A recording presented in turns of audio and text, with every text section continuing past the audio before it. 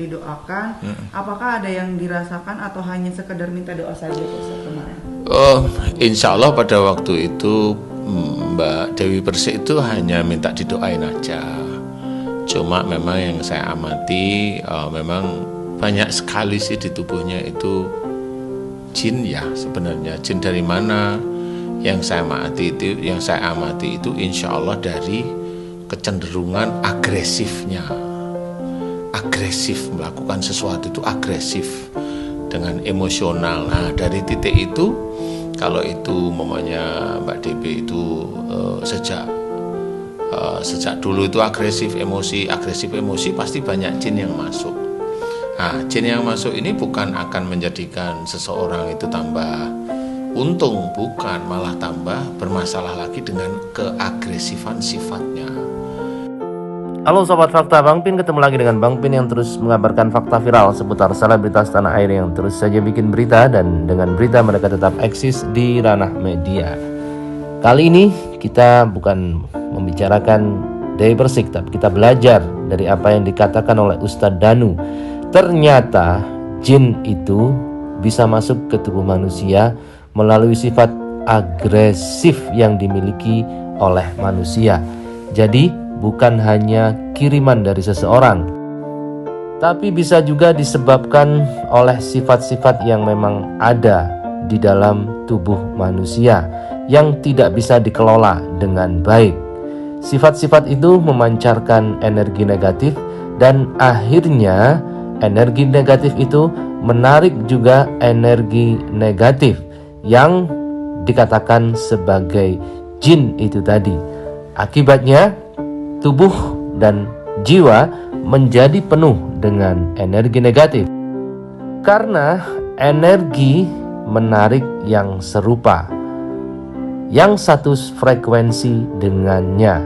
Mudah-mudahan saja Dewi Persik sekarang sudah lebih sabar, lebih tidak agresif, lebih berserah kepada Tuhan, sehingga energi-energi di tubuhnya yang dulu sempat dilihat oleh Ustadz Danu, banyak jin yang menempel di Dewi Persik, akhirnya sekarang bisa berubah dengan energi-energi yang lebih positif. Karena kita tahu jin itu diciptakan dari energi api. Api panas dan membakar, sama dan mirip dengan energi emosional yang panas dan membakar sekitarnya. Bisa kita ambil pelajaran di sini. Maka mudah-mudahan kita semua bisa mengelola kemarahan dan emosi dengan baik, sehingga tidak menarik energi-energi yang satu frekuensi dengannya. Keagresifan sifatnya, emosionalnya pasti akan lebih tinggi lagi, jadi nggak kayak kemarin. Kemudian agresifnya juga lebih tinggi lagi. Kemudian bisa aja sifat tersinggungnya juga lebih tinggi lagi. Jadi seperti itu. Semakin banyak jin yang masuk di sifat-sifat tidak baik seseorang, jadi bukan DP aja, seseorang, siapapun seseorang, kalau dia tidak tobat kepada Allah Ta'ala, mohon ampun. Tobat itu berarti ada dasarnya memohon ampun, kemudian dia tidak melakukan lagi, itu tobat. Nah, disitulah kuncinya, taubat, menyesali dan bersedia mengeluarkan dan ditinggalkan oleh emosi-emosi negatif yang bersarang di dalam diri. Karena emosi-emosi negatif itulah yang menjadi sarang jin. Jika sarang itu dikeluarkan dengan cara pertaubatan, penyesalan, dan menyadari bahwa emosi-emosi negatif, agresivitas, dan kemerungsung itu tidak ada manfaatnya jika berlebihan ada di dalam tubuh kita, maka dengan menyadari itu, hal itu bisa keluar dengan sendirinya.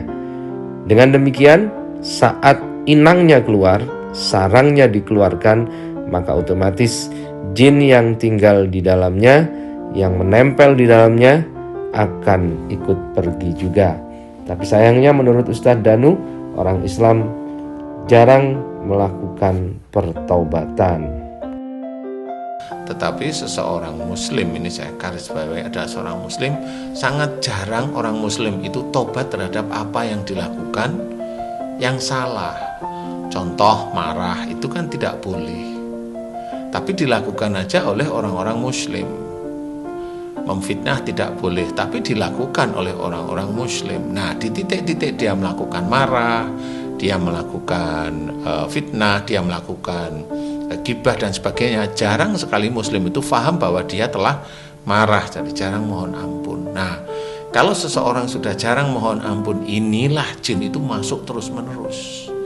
Semakin dia melanggar ayat-ayat Allah, semakin selain jin, ifrit sama anak buah dajjal itu akan mengunci sebenarnya. Nah, ini yang sulit dikendalikan, kecuali memang orang tersebut mendapatkan hidayah.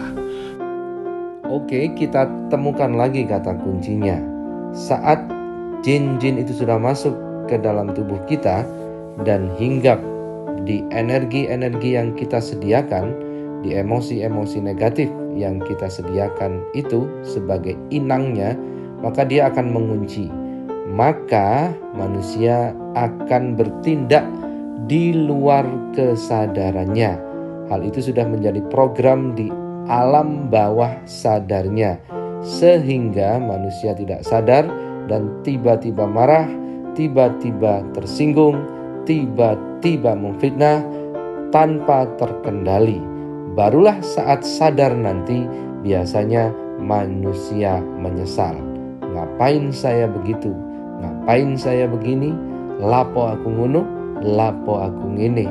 Sajakno ora perlu. Begitu kalau bahasa Jawanya. Nah, jin-jin inilah yang saya amati dari sisi agresifnya beliau, Mbak DB, kemudian emosionalnya beliau, kekakuan hatinya. Walaupun beliau itu sehari-hari memang banyak senyum, tetapi kan punya karakter asli yang itu tidak bisa ditutupi kalau dia ada masalah mamanya. Nah, kalau ada masalah langsung naik mamanya. Ada masalah kesinggung, naik. Ada sesuatu diberi nasihat, tidak mau. Nah, ini kekakuan. Jadi sifat-sifat itu punya, walaupun kalau dalam sehari-hari di entertain atau ini kan banyak senyum, ini seneng, lucu-lucu kan gitu ya. Ini menurut saya itulah yang saat ini terjadi pada Mbak DP istilahnya. Ya begitulah, reaksi alam bawah sadar itu muncul saat terpicu oleh masalah, saat tertimpa oleh masalah, saat disinggung oleh seseorang, saat diserang oleh orang lain. Itu reaksi alam bawah sadar, tanpa sadar akan langsung muntap, akan langsung naik, istilah Ustadz Danu.